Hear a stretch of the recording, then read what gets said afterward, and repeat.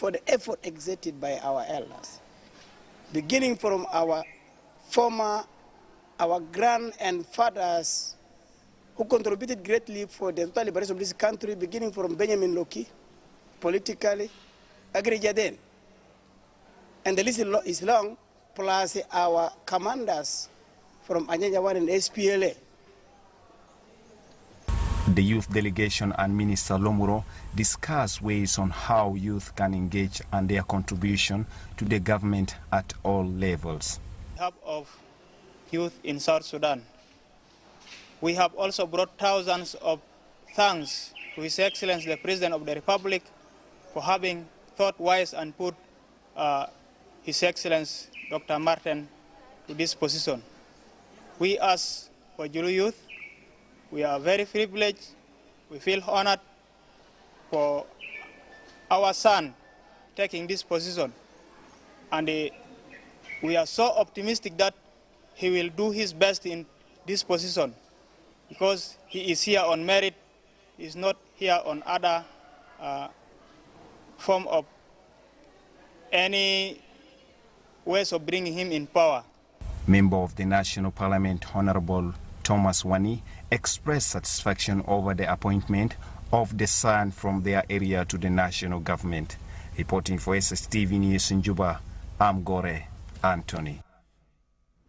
The National Minister of Interior left the country for Seychelles Island to attend a conference for countries of East Africa ministers and police officers. The conference is expected to draw recommendations and resolutions to fight against regional crimes and drug trafficking.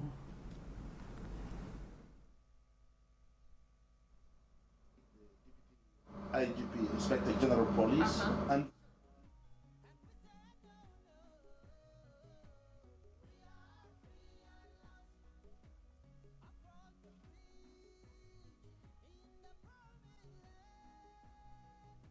عبر الدول خاصة انتشار الأسلحة في المواطنين، تجار في المخدرات وسرقة العربات، وبرضو التنقل غير عادي بين الدول، وحتى human trafficking. دي المواضيع المهم نناقش على المستوى الإقليمي. Current challenges and opportunities here in South Sudan and the partnership of the United Nations peacekeeping operation with the government and people of South Sudan, and how we can continue. The National Economic Cluster and the Technical Committee for Economic Cluster discussed a proposal for a loan to finance the completion of Juba International Airport terminal buildings. The National Minister of Finance, Commerce and Economic Planning, Agri-Tisa Sabuni, referred the proposal back to the Minister of Transport, Roads and Bridges for more inputs.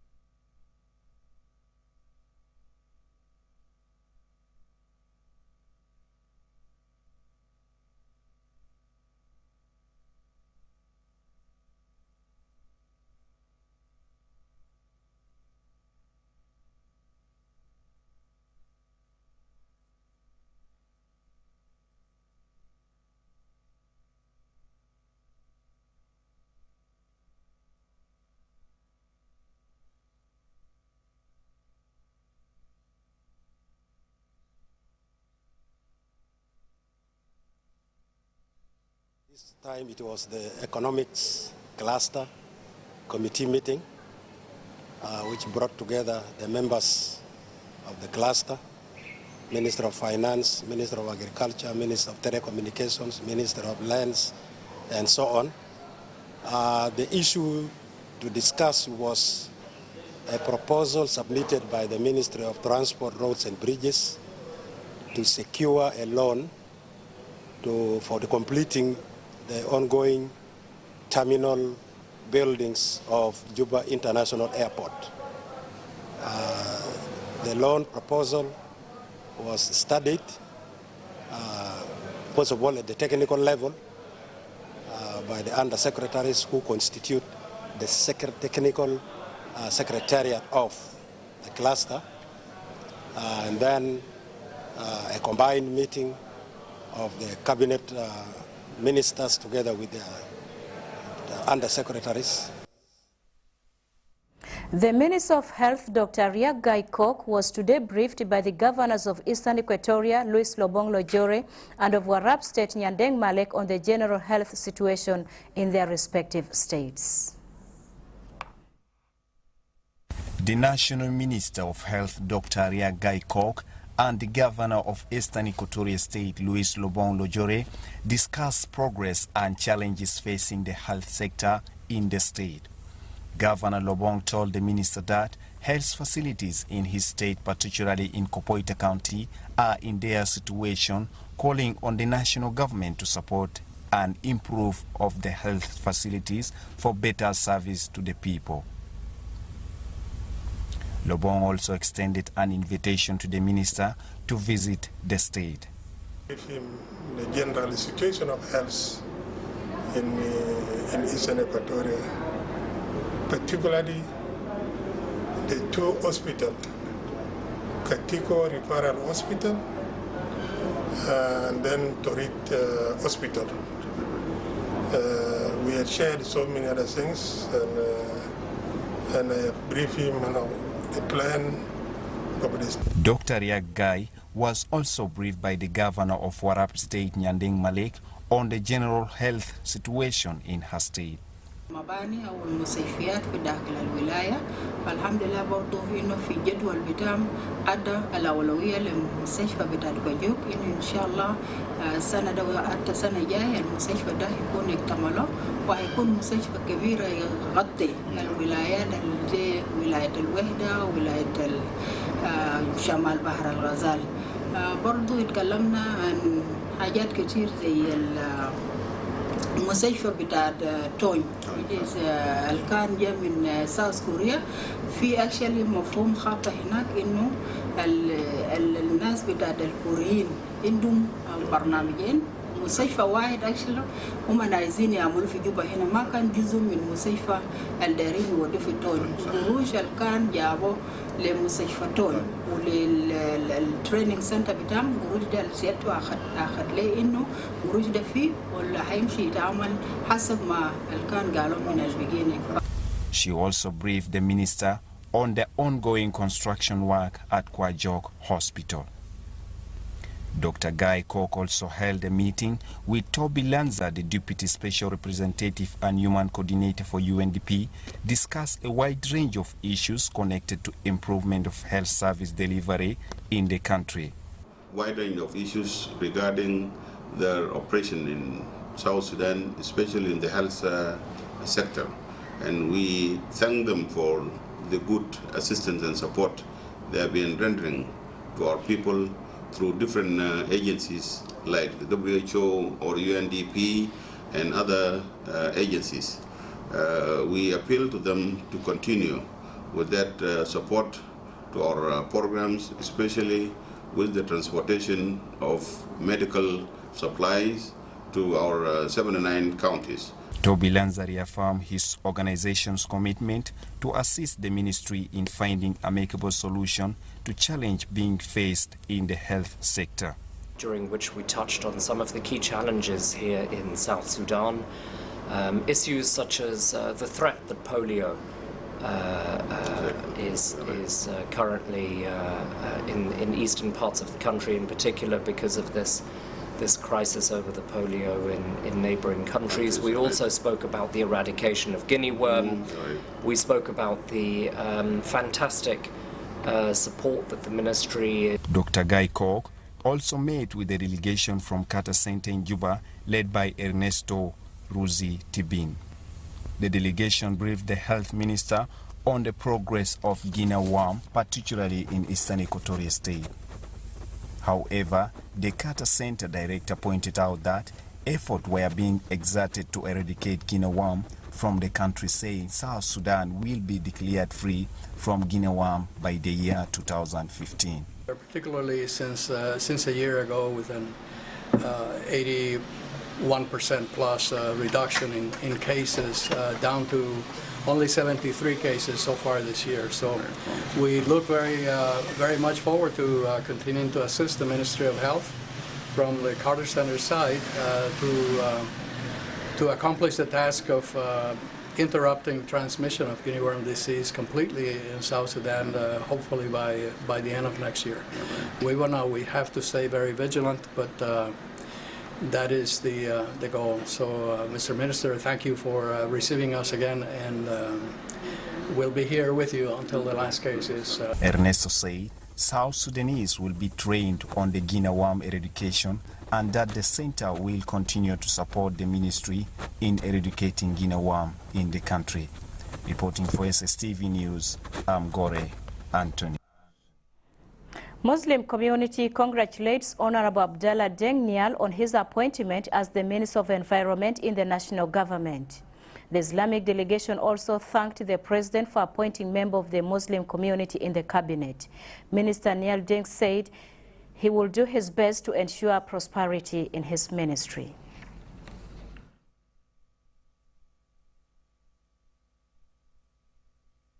The Islamic leaders congratulate Honorable Abdallah Deng Nial on his appointment by the President as the Minister of Environment.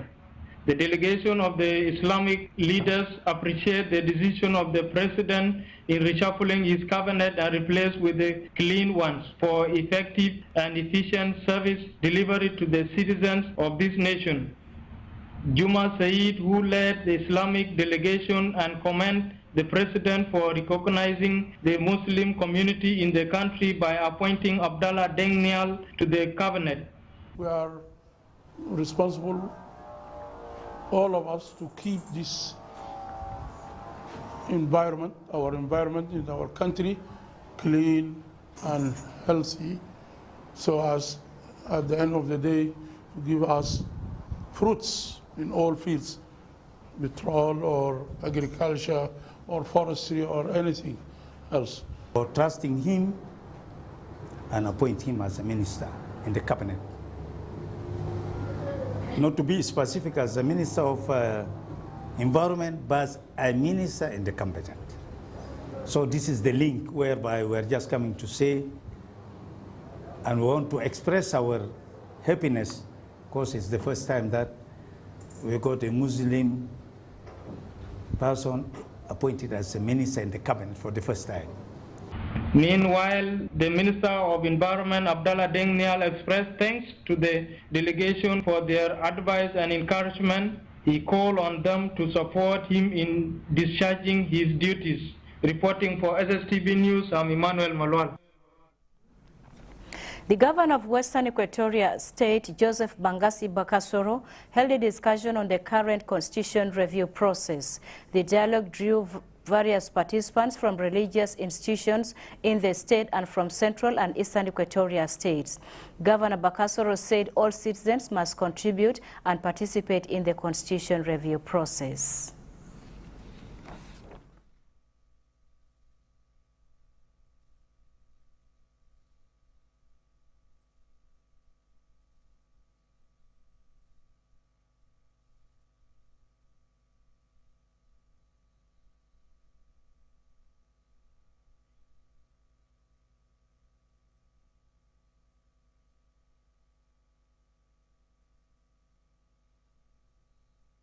At the end of the day, nobody should be complaining. All of us should see ourselves in the Constitution. Yes. Don't say that is their Constitution. It is our. Most of the language changes because the South Sudanese Constitution. If it is South Sudanese Constitution, then all members of South Sudan should contribute in one way or the other. If you don't contribute, at least you understand.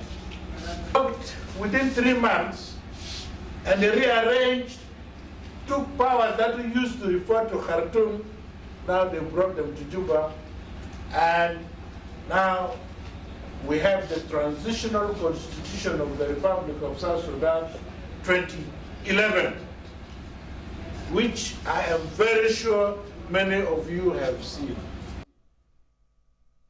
Advisor to the National Ministry of Labor, Public Service and Human Resource Development, Deng Chol, has officially opened a 4-day training of trainers in areas of leadership and good governance, strategic planning and financial management. Deng said the government appreciates the fact that national government goals and objectives can only be achieved if the civil service is vibrant, credible, impartial and competent. Our reporter Justin Jada Joseph files the following report. With the emergence of the new nation of the Republic of South Sudan, National Ministry of Labor, Public Service and Human Resource Development has taken upon itself to train its own national facilitators that will move the country to the next level, not to depend on foreign facilitators. Participants were urged to become focused and change agents in their various institutions. We know where we have come from, where we are now, and where we are going, and what we want to be, what we want to achieve. Let me assure you that the responsibility of this country through plan and systematic human and institutional capacity development at all levels of the government rests with us. It is time to work harder and smarter and stop lamenting and blaming others for our own problem. Advisor Deng Chol called on the trainees to implement lessons learned with adequate pool of high-skilled professional, motivated and productive workforce that is manageable to meet National Vision 2040.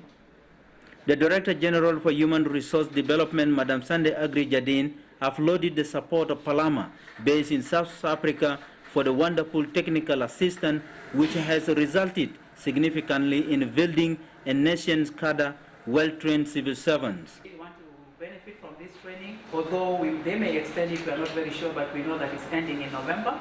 They themselves are coming here next week on Sunday. Maybe they will meet some of you and they'll go through the evaluation forms you have made and maybe contact some of you in person. So if they call upon you, please feel free to. Leadership in the National Ministry of Labor told the media that there is positive move to roll down similar training to the state.